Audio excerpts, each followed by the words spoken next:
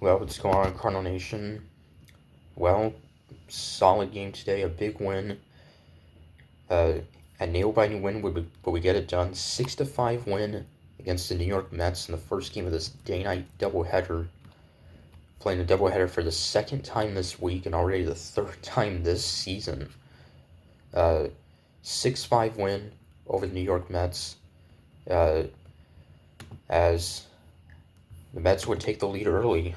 RBI double in the top of the first by Brandon Nimmo, scoring Pete Alonso to make it 1-0. Then we would come back to tie it up 1-1 in the bottom of the second. Wills Contreras a solo home run to tie it up 1-1. He had a home run in the doubleheader, the nightcap in Cincinnati Wednesday night. And Contreras, ever since getting out to a really cold start, he's picked it up lately and has played much better. So that would tie it up 1-1. But the Mets then go back on top 2-1 in the top of the third.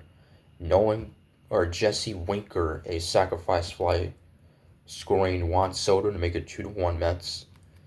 But then in the bottom of the third, Nolan Gorman with ground into a double play, but a run would score to tie it up 2-2. And then at the bottom of the fourth, a 2-run single by Brendan Donovan, scoring 2 runs, Victor Scott and Jose Barrero, making his second start as a Cardinal.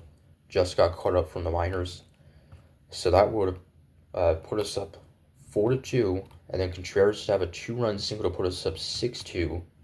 And Mets rookie pitcher making his major league debut, Blade Tidwell, will give up 6 runs in just 3 1/3 innings in his debut, as we just faced a pitcher from the Reds making his debut Wednesday night, and he only went like 2 1/3 innings.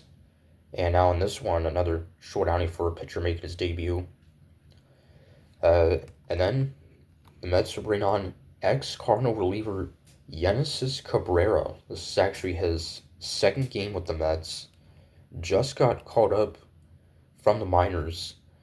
Yenesis Cabrera, last pitch for the Cardinals in the middle of 2023, was solid in his when he pitched in relief for the Cardinals. And yeah, his first time facing his old team, and would go 2 innings, give up 2 hits, 2 scoreless innings in his return to St. Louis. So then, starter Eric Fetty in this one, 6 solid innings, would give up 3 runs, would walk 5, but would strike out 4 on 101 pitches. So strong outing by Fetty. And then 2 scoreless innings from Kyle Lehigh. He's done really solid lately. And then in the top of the 8th, the Mets would make it a 6-3 game. Francisco Lindor would ground into a fielder's choice. He would then advance to second, though, on an error to make it 6-3. That was in the 6th, rather. Then the top of the 8th, Francisco Lindor with a 2-run single off of Phil Maton to make it a 1-run game at 6-5. And then Jojo Romero coming in would walk Juan Soto, who had struck out twice, which is not very easy, or not common of him to do.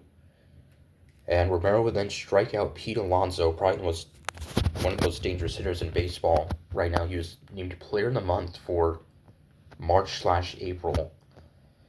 So, huge job by Romero. The Mets would strand the bases loaded and keep it a Cardinal lead at 1 run. And Ryan Helsley, trying to get the save, would give up a hit, but nothing else. And the Mets would strand the tying run on third. So, great job by the bullpen. And yeah, so a big win. Our first win of the season against the Mets, so we know we will not get swept in this series and in the season series overall, as they won the first 5 games of the season against us. So, for the second game of the doubleheader, the nightcap, it'll be Andre Palante again to start against Tyler McGill for the Mets, who's had a really solid season. This Mets pitching staff has been one of the best in baseball so far. So till, I guess, later tonight, and then the Pittsburgh Pirates come to town beginning tomorrow night. So till then, Conor saying, go Cards.